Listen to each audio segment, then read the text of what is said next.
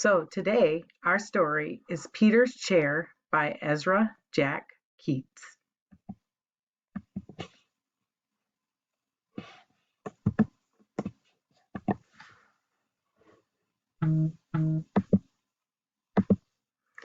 Peter stretched as high as he could. There, his tall building was finished. Crash! Down it came. Shh! Called his mother. You'll have to play more quietly. Remember, we have a new baby in the house. Peter looked into his sister Susie's room. His mother was fussing around the cradle. That's my cradle, he thought, and they painted it pink.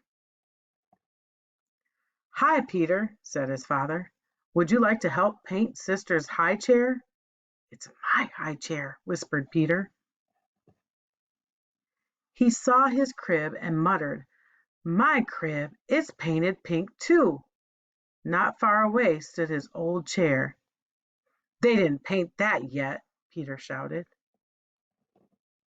He picked it up and ran to his room. Let's run away, Willie, he said. Peter filled a shopping bag with cookies and dog biscuits. We'll take my blue chair, my toy crocodile, and the picture of me when I was a baby. Willie got his bone. What do you think is going to happen next? Let's see. They went outside and stood in front of his house. This is a good place, said Peter. He arranged his things very nicely and decided to sit in his chair for a while. But he couldn't fit in the chair.